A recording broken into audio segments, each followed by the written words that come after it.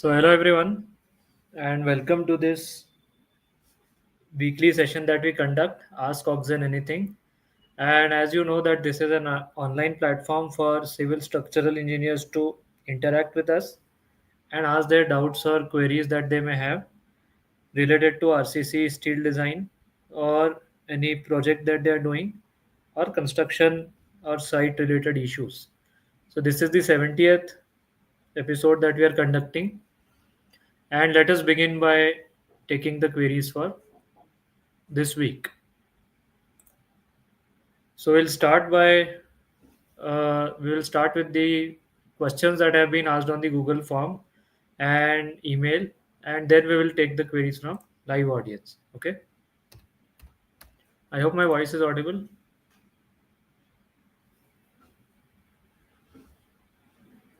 So let me begin by taking the queries.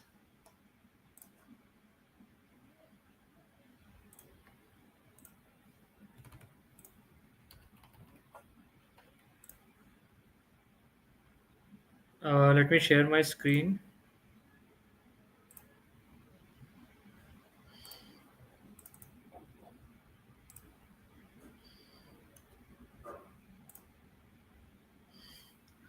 Okay, so the first question has been asked by. It's not a question. It's a you can call it as a question. So Engineer Jitendra Singh, he is a postgraduate student from Gwalior, Madhya Pradesh, and he's asking,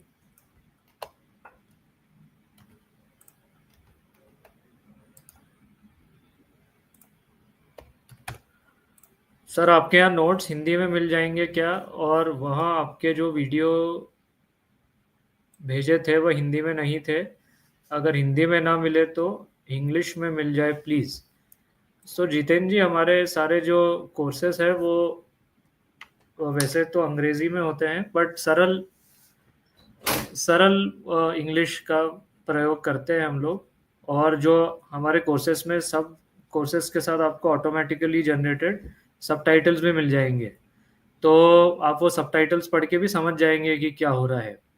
तो सरल English रहती है सारे courses में जो हम लेते हैं उसमें, तो मुझे नहीं लगता कि आपको कोई परेशानी आएगी। आप वो सबटाइटल्स का उपयोग करते हुए आसानी से आप समझ पाएंगे, है ना? ठीक है, तो आप एक बार वो सबटाइटल्स वाला ऑप्शन ऑन करके देखिए, आपको सहायता मिलेगी उसमें।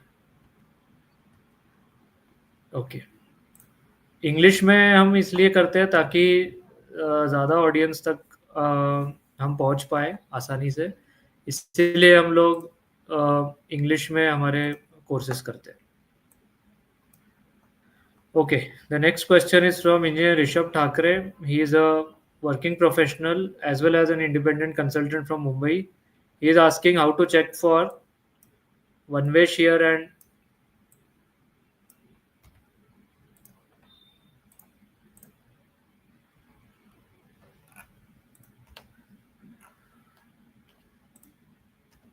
so his question is how to check for one-way shear and punching shear in raft foundation if the column is resting on extreme end face of raft. So basically what he's saying is that this is the plot, this is the raft limit, okay, and suppose I have column placed over here, right on the limit, then what is the care that shall be taken while designing and execution. So see, for one way shear on this side there will be no problem of shear, because if you mark a d distance away from face of this support, it's outside the raft, so here one way shear not to be checked, so to say. One way shear you will check in this direction, and then you need to satisfy for the at d distance you need to satisfy the shear requirements. When it comes to punching, there will be problem that you will have a reduced punching perimeter, so only this type of a punching perimeter shall be available to you. So while checking for punching, and yeah, lot of moment imbalance will also be there. So while checking for punching, you need to ensure that, let's say if you're using some software, it is designing or it is checking the punching for this reduced effective perimeter. So these are the things you could do. And it is basement, so you also have a retaining wall. So see, if you also have a retaining wall like this, or basement wall, then the column will not punch through, or raft will not punch through the column. Understood? Raft in this case is not going to punch through column, so you need to be more careful about the one way shear, because that one way shear line will be a complete line, let's say at d distance away. So just check and ensure that your one way shear is satisfied. As the basement wall is connected to the column, punching won't be an issue, because it will be mostly one way shear. Okay, so you may take care of these things. When it comes to execution, you need to ensure that your reinforcements are properly developed, because this raft, let's say this is my column, and because it is right on the edge of the raft, we have something like this. So you need to ensure that your reinforcement is properly developed over here. In this case, we sometimes use this type of a detailing. We bend this bar like this, and the same bar is taken like this. So this kind of a detailing you may have to provide. Okay, so this type of detailing.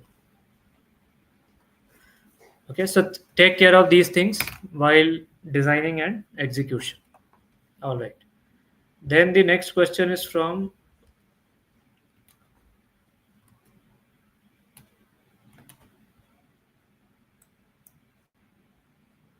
just a minute, I'm just opening the query form. Yeah, next question is from engineer Hafiz Mohammad Bilal. He is from Karachi, Pakistan, and he's a working professional. He's saying, I'm assigned to analyze and design modular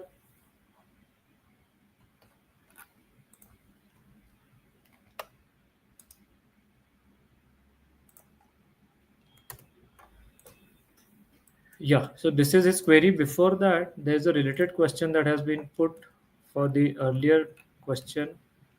What if d distance of two columns coincide, and how will the one way shear be considered?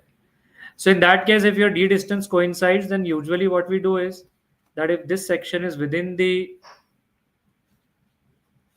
let's say, if this d distance is somewhere over here, okay, and this is within the d distance, if this column is present within the d distance, then while checking the shear, you could use those enhanced shear. You can use the enhanced shear concept, because what is happening within the d distance, you have another, let's say, load acting over here. So at this distance, because it is closer than d, you could use that enhanced shear concept. So many of the design engineers do this thing, that when you have closely spaced columns like this, they will take the shear, but then shear from the analysis, but then they will take the advantage of shear enhancement in their calculations. Okay, all right, coming back to the query that has been asked by engineer Hafiz Mohammad Bilal.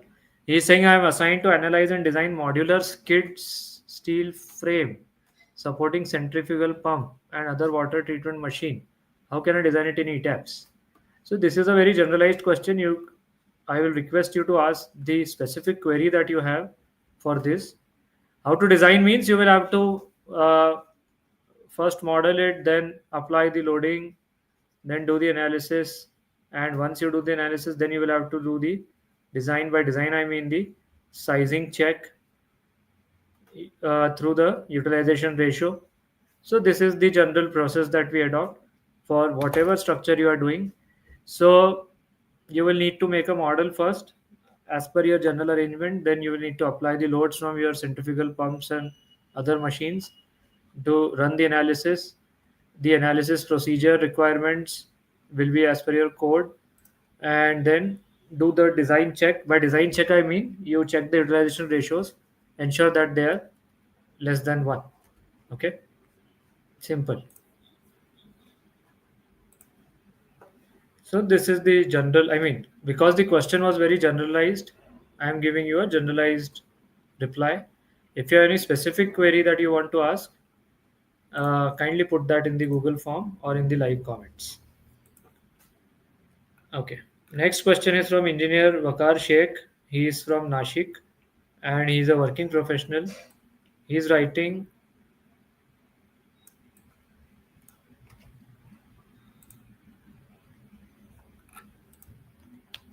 we are recently facing an issue with shear walls.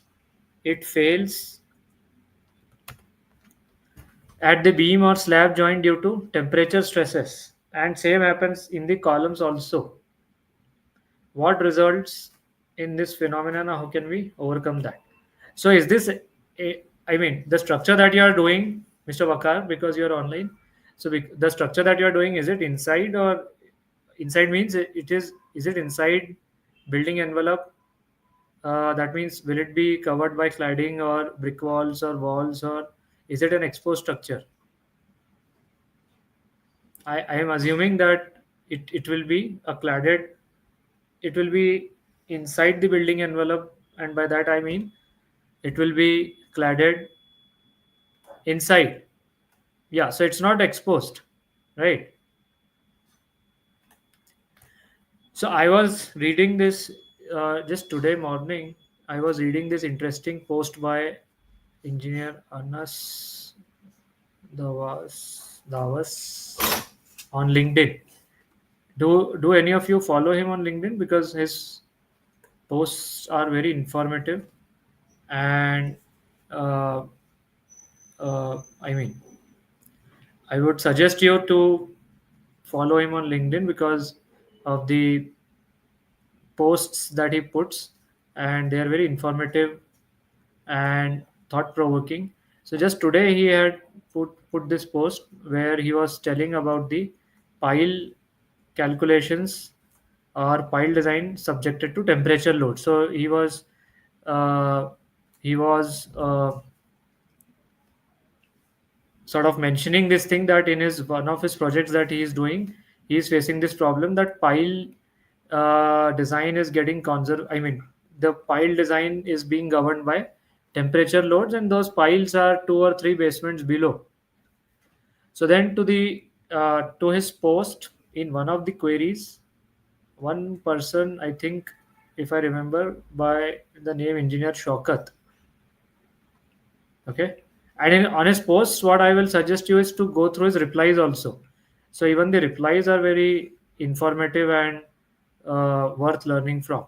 So if you follow him on LinkedIn, just do not follow him, but also read his posts and go through his comments that other people put on his posts.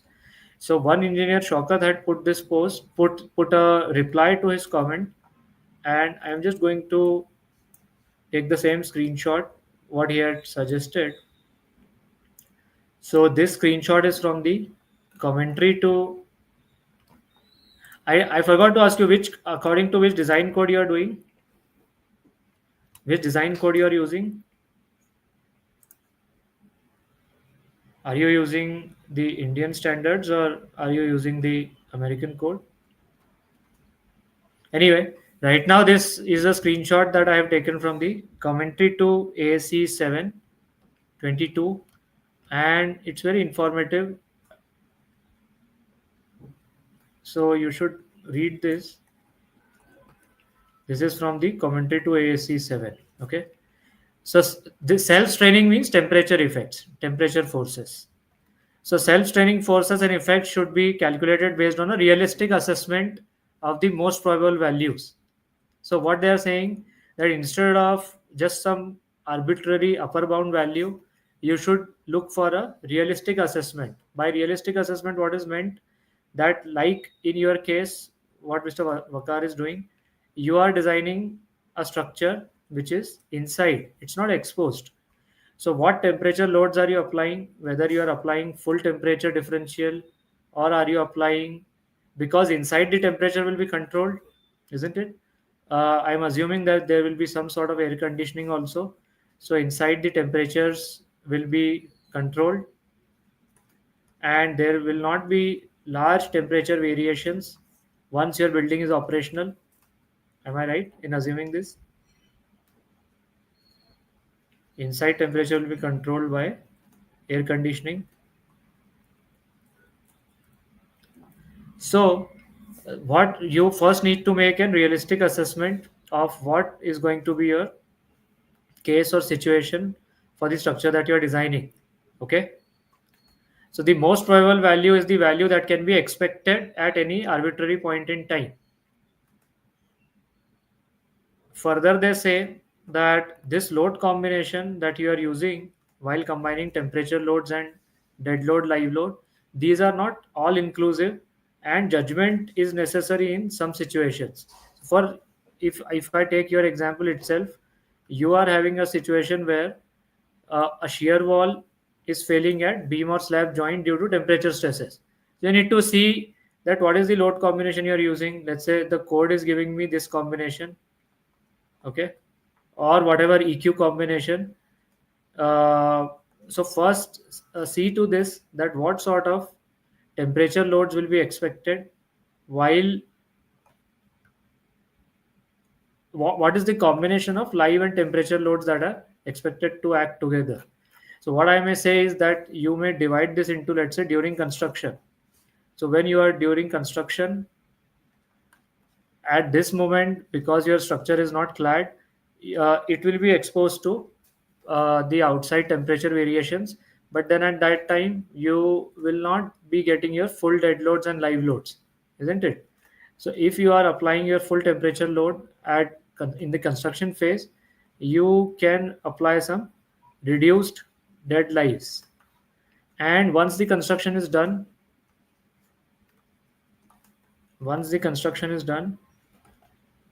then you need to assess that what and how much temperature load will be acting.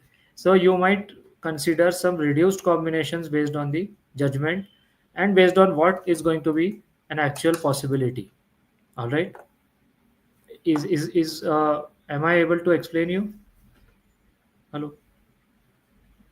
So you need to look into these aspects and try to make a realistic assessment, and then accordingly you may talk to your seniors, or you may discuss this issue with your peer reviewers, and see that what sort of load combination you want to choose, what is going to be a realistic temperature variation possible on your site.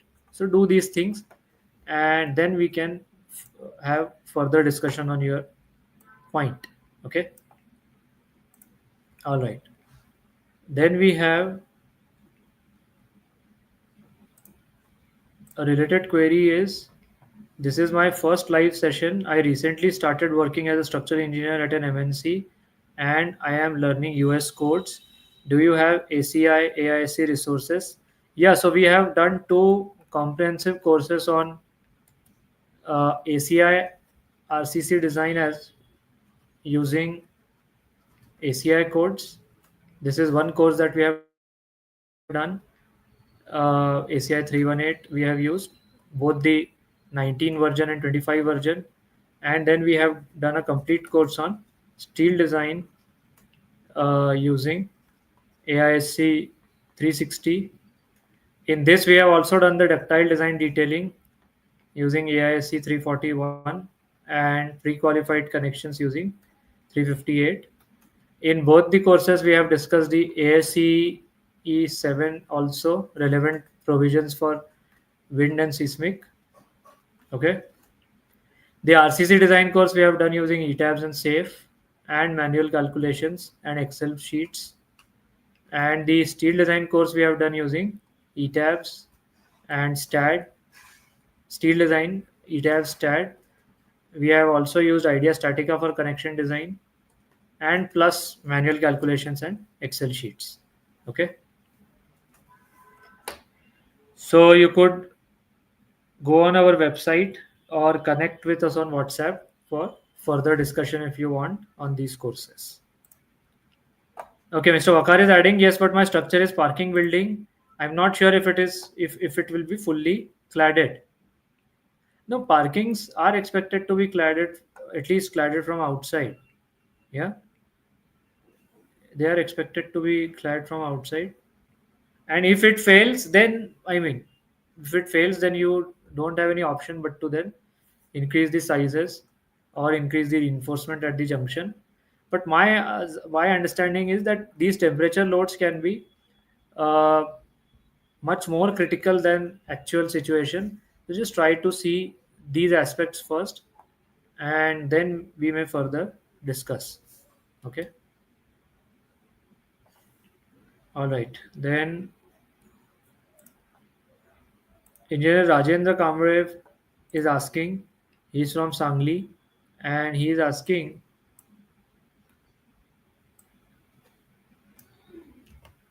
this query.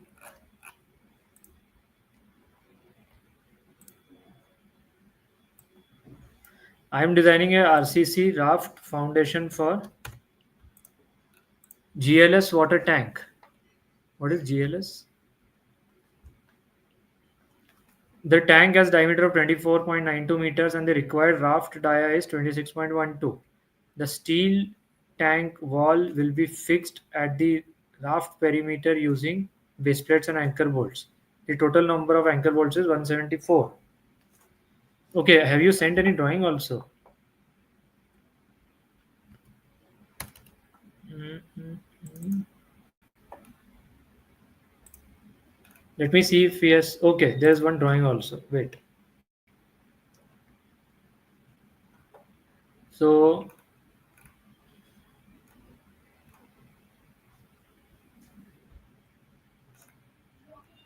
there's this drawing that has been shared.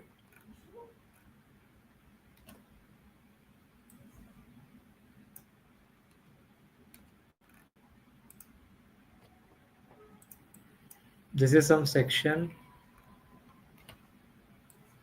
and this is the elevation.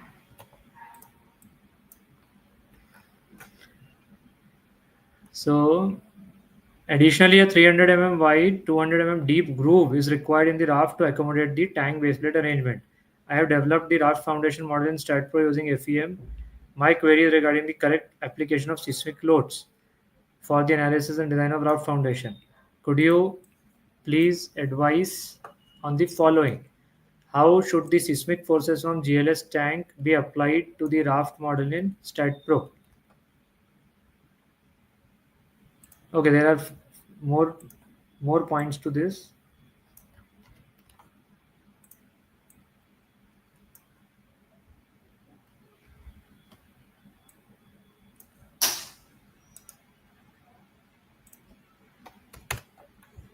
Should the seismic load be applied as equivalent? Okay, so I'll try to answer one by one. What his structural configuration is, that he has a steel silo and that is resting on a raft, and the connection is like this, where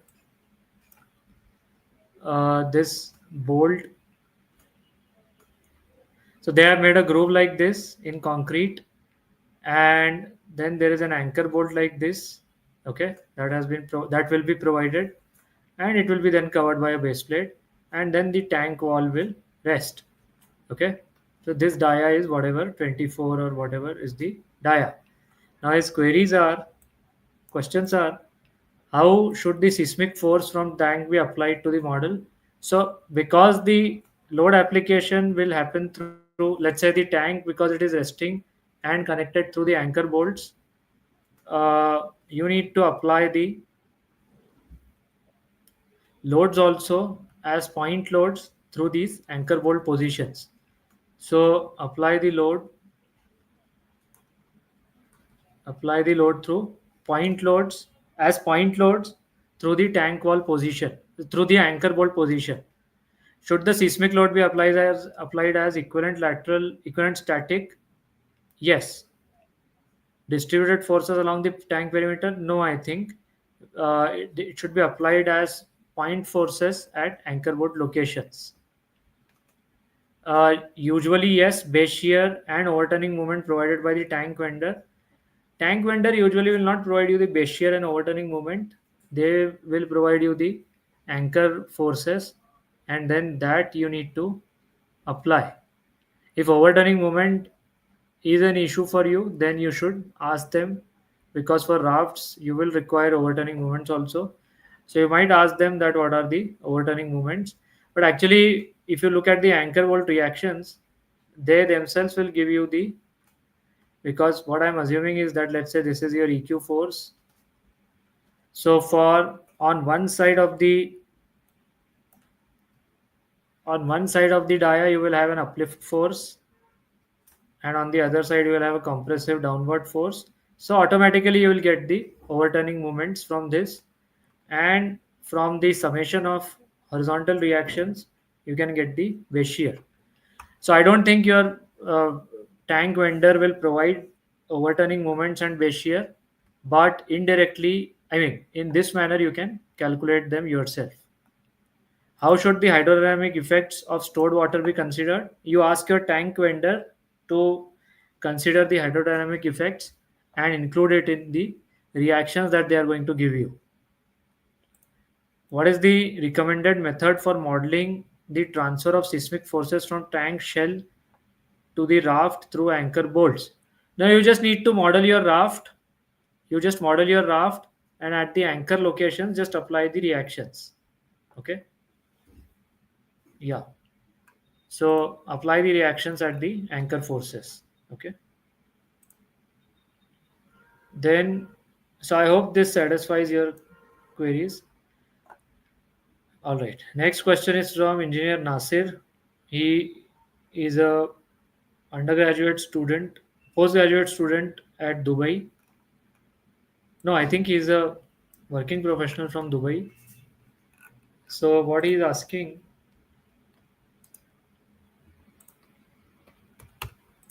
we are currently working on a project as a steel subcontractor fabricator supplier for the steel plate in shear wall with headed stud anchors. Kindly note that this is not a speed core type construction filled inside a steel shell. This is a steel plate with shear studs embedded inside the concrete shear wall framework, almost the whole size of the wall itself. Just out of curiosity, what could be the purpose and effectiveness of this? Is it supposed to carry wall shear like a web or enhance flexural capacity? There's not enough online resources regarding this type of steel plate completely inside concrete wall. Note that shear walls does have longitudinal reinforcement too. So what could be the purpose of this expensive plate with a lot of shear studs in the top and bottom area of the plate near slab zones? So I think they are trying to enhance the shear capacity of this wall, and to enhance the shear capacity of the wall when it is subjected to lateral forces, they are providing this plate embedded inside, and they are I mean, this is some sort of composite system that they have created with RCC and steel plates embedded inside the wall. So what I can understand is the preliminary purpose of this, or the primary purpose of this, is the to enhance the shear capacity, and then obviously it will also enhance the moment carrying capacity of the wall also, because there is an embedded thing inside. So it will surely enhance the moment carrying capacity also. So the what could be the purpose and effectiveness? So understand this as a composite shear wall. Okay. There are not enough resources regarding this type of steel plate completely inside concrete walls. Okay. I didn't know. I have never used or seen this kind of a thing, but because it's being used, they, your design engineer or whoever have designed this may have come up with some they must have had some references or some resources through which they might have done this kind of a work. Okay. So mainly the purpose and requirement what I can figure out is to enhance the shear and moment carrying capacity. All right, so these were the queries on the Google form. Now we will take the queries from the live audience. So, okay, this is done. Engineer Hassan is asking in composite column how to find the class value. I don't know as of now. The study is ongoing for composite designs. I am studying composite designs, and once I know it, I'll be in a position to explain that to you. As of now, I do not know.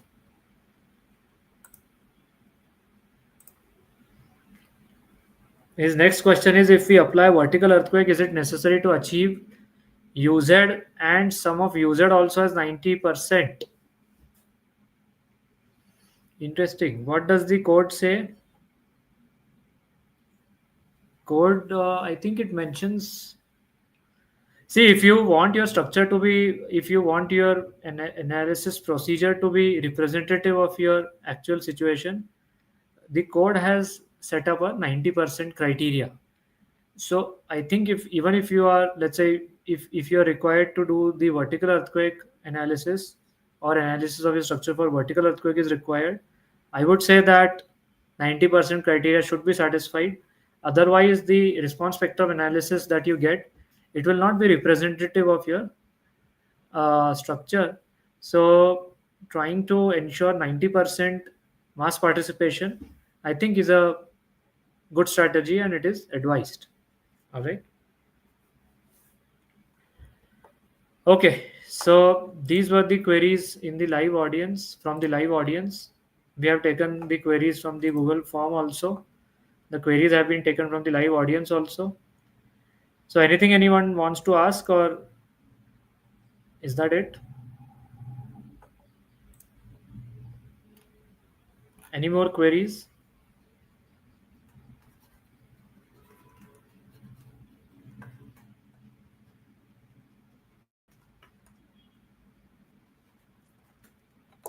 Any other query?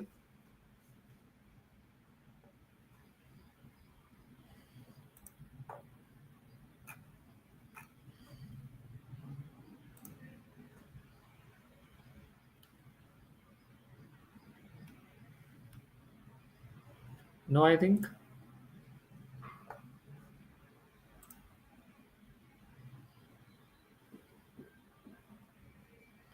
AIC code for composite steel joists with slab on top suggests plastic stress distribution for non-slender webs and superposition to elastic stresses. Why this could be? I don't know. I that's what I said that I the study for composite sections is ongoing. So maybe after that I'll be in a position to answer your query. As of now, I do not have any reply for this. Mr. Hassan is continuing with his earlier question, which he had asked for seismic vertical direction, and he is asking if it is not achieved in 12 modes, then we increase the number. Yes, so you increase the number of modes. Increasing the number of modes means you are trying to generate more vibration shapes, and thereby the mass, the total mass that will be then, I mean, the mass that is getting excited in those mode shapes should add up to at least 90% of the total mass. Then we will say that your response spectrum method is representative, or it is sort of matching the actual structural behavior, because 90% of mass has been considered in your analysis process. Okay, so that is what I mean by increasing the modes. Could it mean transformation of section using modular ratio? No, mode shapes are different. uh, Transformed section thing is different. Those are two different concepts.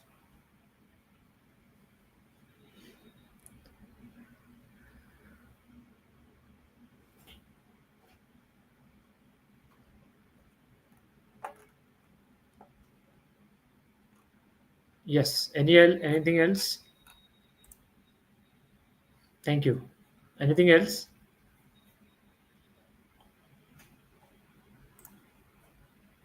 So I think that's all for this session. We have taken up all the queries from the Google form and the live audience.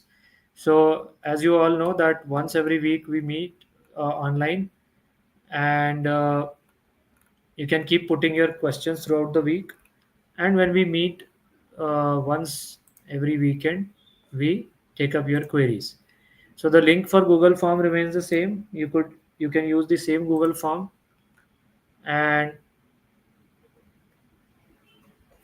uh, uh, uh, the Google form link is this.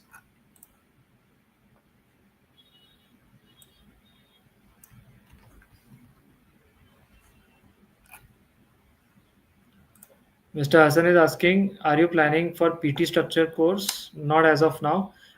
First thing that we will do, the new course that we will soon be starting will be composite design. As I told you, already undergoing study on that. So it will be composite design, RCC plus structural steel. And in this, we will use both the codes. Both the codes means Indian codes also, and we will use American codes also. Okay. Yeah. So that is the plan right now. So I was telling you, link for Google form remains the same. You can keep putting your queries that you have throughout the week in this Google form, and when we meet online once every week, we will take up your questions. So this is the link for the Google form. And if you want to connect with us on WhatsApp, you could click on this link.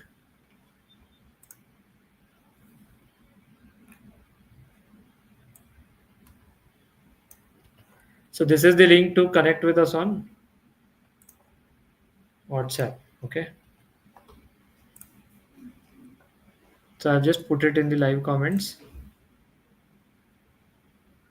Okay. Course duration and price, can you tell for composites? No, I'll provide the update soon. Uh, no details have been provided till now.